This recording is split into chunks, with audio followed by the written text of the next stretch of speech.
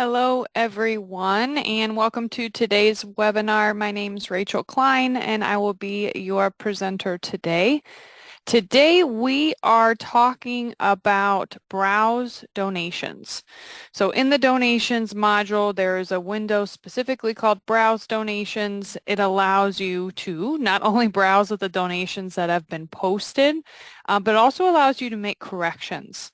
So you can reverse a transaction if it's incorrect. You can correct a donation if something about it was entered incorrectly, whether it's the giver or the date or the account or the amount, payment method, whatever it might be. Or you can get a couple good reports out of there. So you can generate the log report, which is similar to a transaction journal out of browse donations. All right, let's pull up donations. I already have it up here. So in the donations module, you go through enter donations and you input all of your giving that comes in. So whether that's giving from the offering plates, whether those are checks people have dropped off through the week, or whether it's online giving, whatever it might be, those donations are going to get entered in through enter donations. Once they're posted, then they are going to show up here in this browse donation screen. You can get to it here or up in the top left. The browse donation screen by default is going to be organized by giver. All right, so if we look at this list right here in this middle section, we can see giver is our driving force. So giver means number, then name. Okay, so if we leave giver as the sort, it's going to first sort in numerical order. If you don't use numbers and you have giver in this box, then it's going to be strictly alphabetical order. If you want to change the sort, you can by coming right in here to change dates, filter, and sort. You can come over here to the group and sort tab, and instead of sorting by giver, you can choose giver name specifically, say OK, and then you are going to be sorting in giver name order instead. Again, it's up to you. If you find you like this sort better, you can check Save Selections as default, and then the next time you come into this screen, it's going to default to this giver name sort. Again, up to you. But the default here is going to be giver. Now, once you see all of your givers listed here, there's going to be a plus sign. You can hit the plus, or you can do a simple double click on the person's name or their line, and it's going to expand and show you the details of that specific person.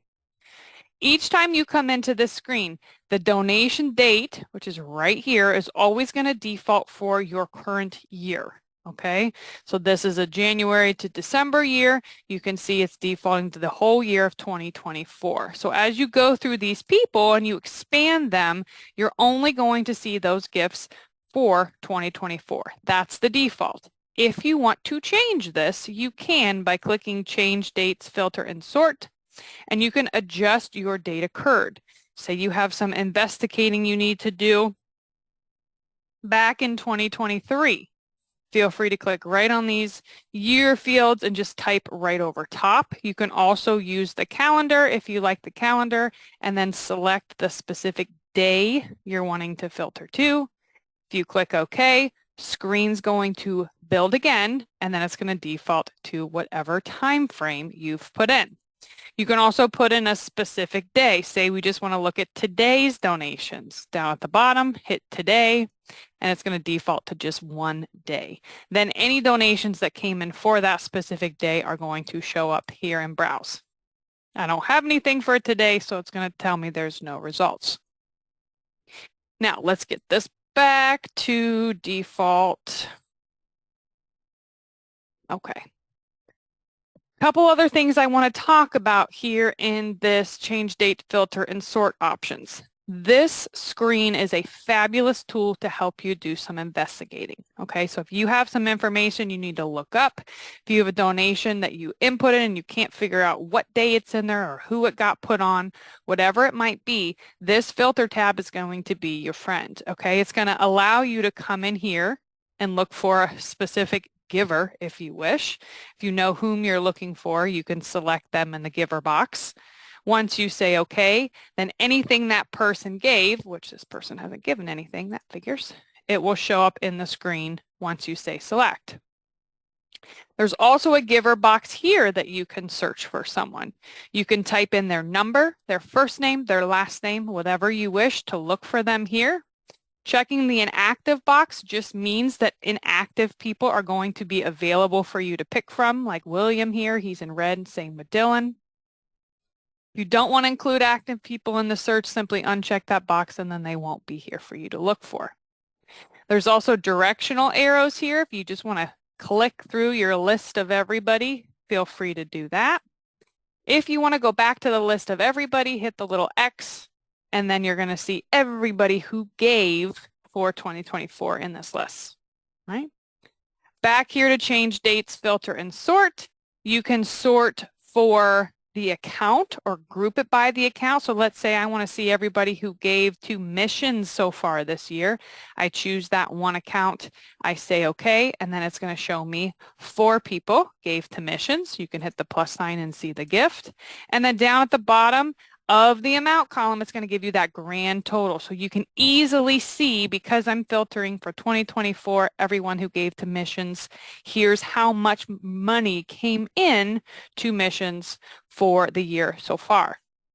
If you want to go back to your default filter, over here on the left, click this clear filter button, and it goes back to the default setting.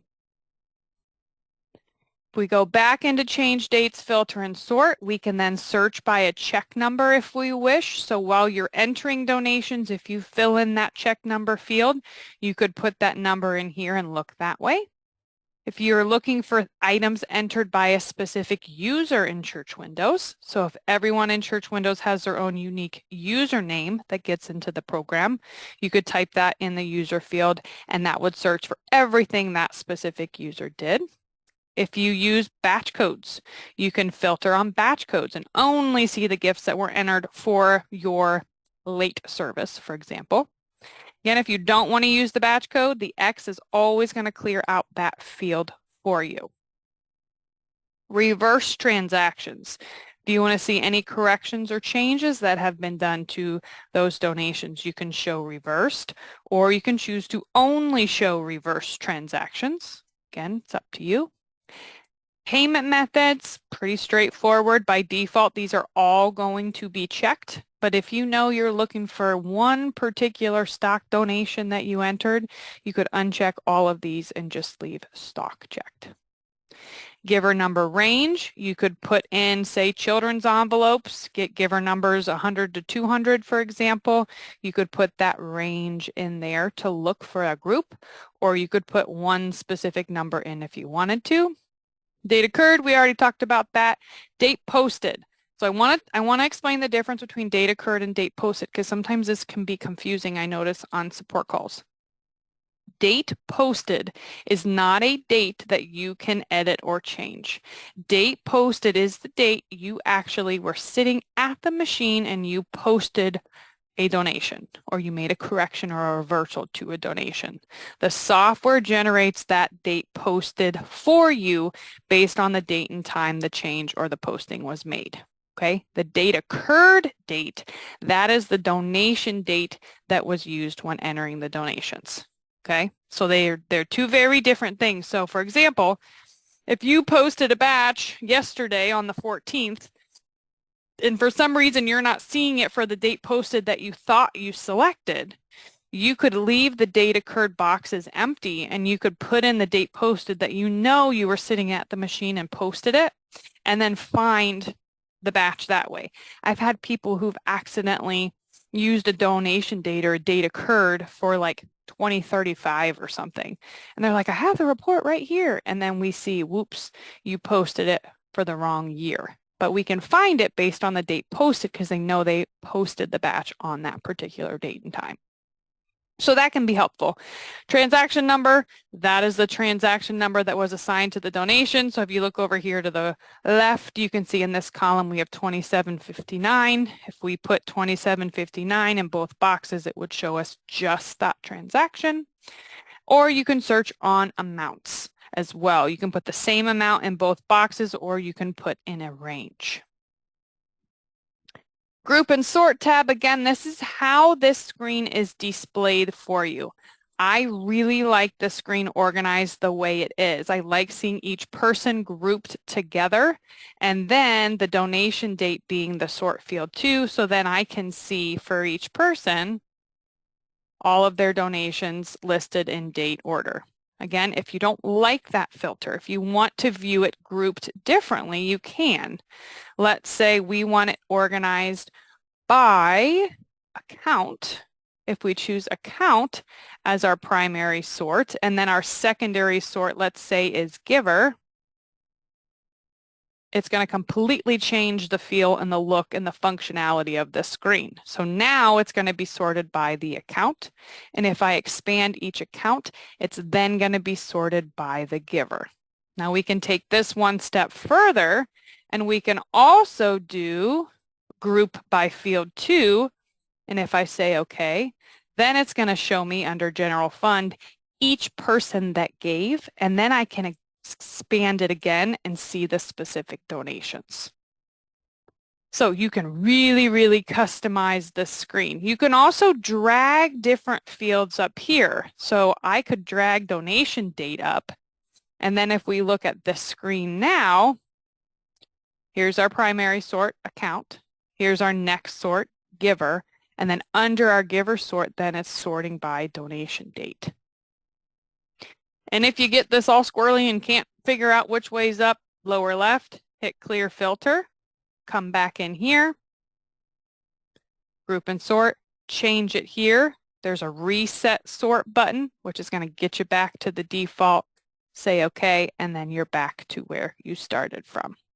Okay? Lots of customizing there. Columns. If you're at all familiar with church windows, the columns tab is how you change what information is visible within the screen you're looking at. So right now, if we're looking at visible columns, first column is transaction number, then amount, then batch code, payment method. And as we look back on this screen, you can see that information is here as well. You can change the order, you can change the width. If there's columns you just don't use, you can remove them by putting them over on the left side and taking them out of the visible columns. Pledge, if you are a pledging church, this column is really helpful. I would suggest moving that over. So that's included as well. And all that's going to do is tell you if the gift is a pledged or a non-pledged donation and what year the gift is going towards, what pledge year. So again, personal preference, it's up to you, okay? All right, let's close out of here and let's get to the corrections or the reversals part of Browse. So I reopened it, it's back to my default. If you find you posted a donation and there's something wrong, so the donation still needs to be there, but something about it is incorrect, whether it's the giver, the date, the batch code, the amount, the payment method, the check number, whatever it might be, you do not have to reverse it. You can simply do a correction. First thing you have to do is find the donation. So coming here into Browse, you can use the giver search and look for the name of the person, or you can use this change dates filter and sort button and make an adjustment if you need to that way. Once you find what needs to be corrected, you simply click to highlight the line item. Up in the top right, you hit the correct button. This is the biggest thing I see people get confused about. If we just highlight Jack, the correct button's grayed out. The software needs to know what about Jack or what donation from Jack are we changing. So you can't highlight the line that has Jack's name. You have to highlight the specific transaction that we're making the change to. Okay?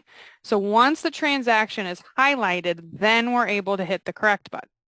So we're going to hit correct. And then this new window is going to pop up, correct donation window.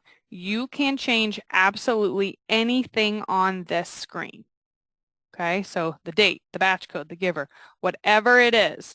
Keep in mind if you change the amount, say it was 150, you have to change it here in the total amount and down here on the line item. If you forget to have these balanced, then it's not going to let you save the donation. Okay? You can also create a new line item. Let's say we want this to stay at 100, but we're going to pop in a gift to missions for 50. And that, as long as this equals this, you're good to go. If you change the giver, this is important. If you swap out Jack for someone else, let's say it's actually supposed to be for Mel. If you change the giver that the donation has gone to, you have to come down here and re-enter the line items, okay? That is designed to do that on purpose, because pledging can, if you're a pledging church, it can get a little hairy with what's left down here. So keep in mind, if you swap out the person, you have to put the line item back in, okay? Once that's corrected, you need to decide, are we saving this donation so we only affect donations, or do we need to save the donation and send the correction to accounting? Okay, that's going to be up to you whether you do save or you do save and transfer. Once you save the donations, it's going to tell you it's required that it's reversed and re-entered. There are the new transaction number down here, and we're going to say okay. And now when we look at Jack, you can see the corrected. No, we moved to Mel. Hold on, where's Mr. Mel? Here we go. Now that we moved to Mel, you can see the corrected donation is now on him. But if we go back up here to Jack and in the lower left, we check to include reversed transactions. On Mel, we're seeing the original donation, the reversing transaction, and then the new one is down here on Mel. Okay? Audit trails, really, really good with corrections. You have a history of the original, the reversal, and now you have the new one. Also, here's that date posted column. We just did this transaction, so the date posted has now changed to today because this is when the new transaction was made.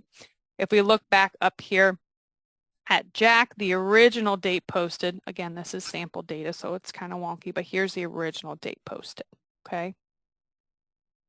Right here, I'm sorry. That's the reversal line, okay? So it's sample data. Obviously, that date posted is a little wonky, but that is the process of how the correction is going to work. Now, reversals are different. Let's say we need to just come in here and we have this donation and it is just plain wrong. We need to take it out.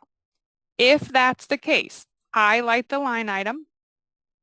Again, not the person, the line item itself to remove. Now we see this is part of the same transaction, 2 line items involved. We're going to highlight just one of them for now.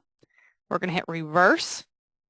We are going to reverse for the date occurred of the original transaction. This is 99% of the time recommended. You do have some advanced options if you want to reverse for a different date.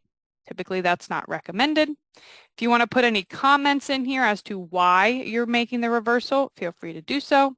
If it's been reversed due to non-sufficient funds, feel free to check that. And then again, do you need to transfer this or are we just reversing this in donations? You decide and then choose that.